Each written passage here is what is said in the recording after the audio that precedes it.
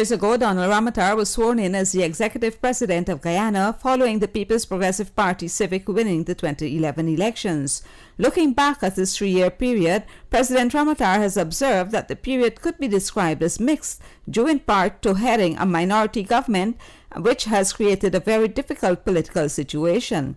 However, the country's economy continued to grow and its social services expanded, a monumental achievement given the overall circumstances. It has not been easy with an international environment that was not conducive and a local political situation that was very difficult.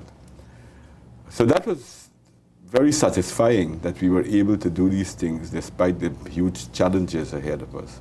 The failure to start construction of the Myla Falls hydropower project is regretted by the president, who notes that it would have benefited all Guyanese, whilst at the same time transforming the country with accelerated growth and development. Whether they get electricity from the grid or not.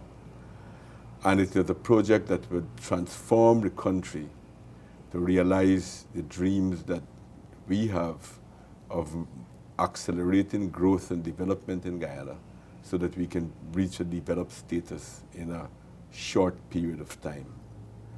So I think that cheap electricity, cheap energy is vital for that. And that was what we had behind, or thinking behind the Myla Falls.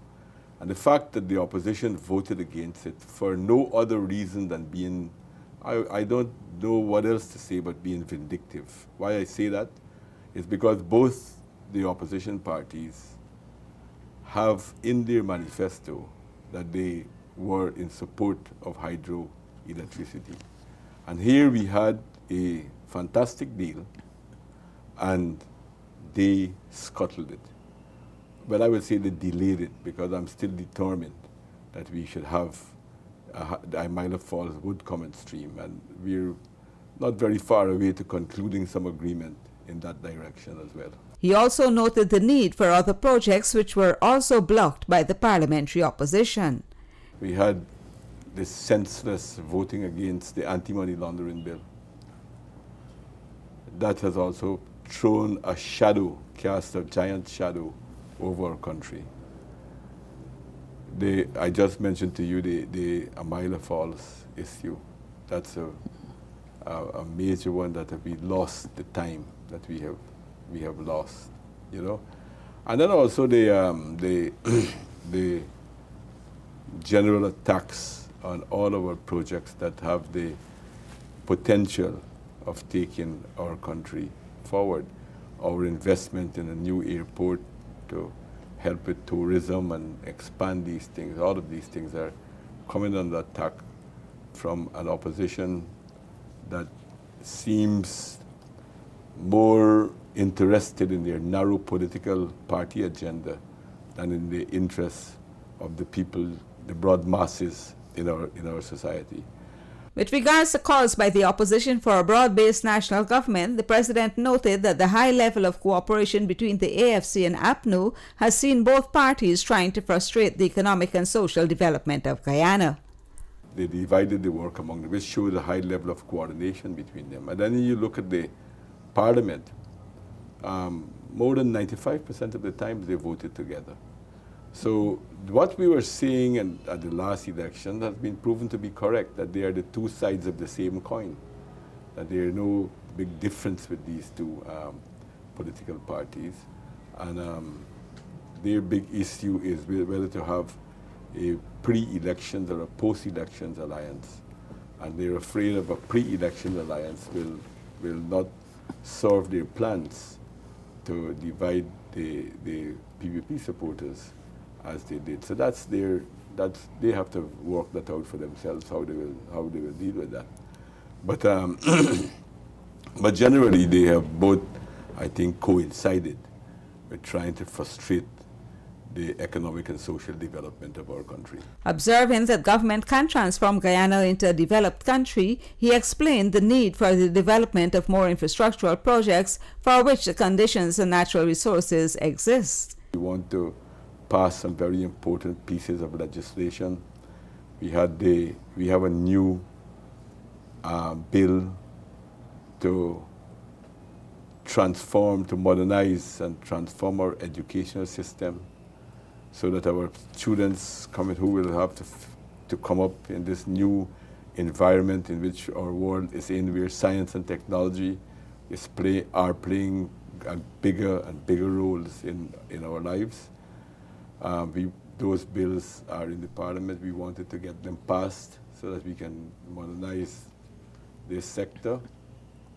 The telecommunication sector, which is being still held up, we have to work towards getting it liberalized. And many of the other projects that I just mentioned to you that are constantly being frustrated by an opposition who seems to believe that if they can succeed in making things bad in our country, that it could make it better for them. That's the philosophy, I think, under which they seem to be working with. The growth of the country from 1992 has emphasized the need for the full cooperation of the people of this land. In order to achieve this, there is a need to head for elections which would confer the mandate from the people to develop projects to take the country forward. At this point, the people of Guyana can decide for themselves on who is interested in development or not. I believe in the collective intelligence of the Guyanese people. So I think that people will not be so easily fooled. They will be able to see through who is interested in development and who is not.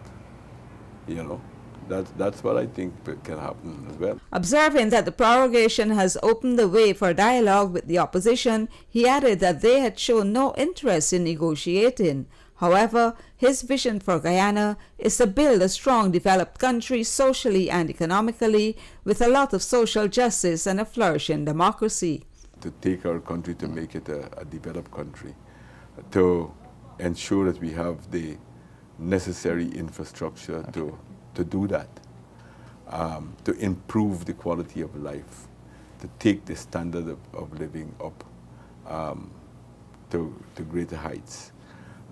These are some of the things that we've always had, to have a vibrant, rich, prosperous country in which the wealth of the country can be shared with all the people of the country, not for it to be narrowly, not to benefit only a narrow set of people while the masses of people are left without. So I would say it's to build a strong, developed country socially and economically with a lot of social justice, with strong social justice and a flourishing democracy. Meanwhile, Guyanese now have to focus on both Christmas and come 2015 general and regional elections.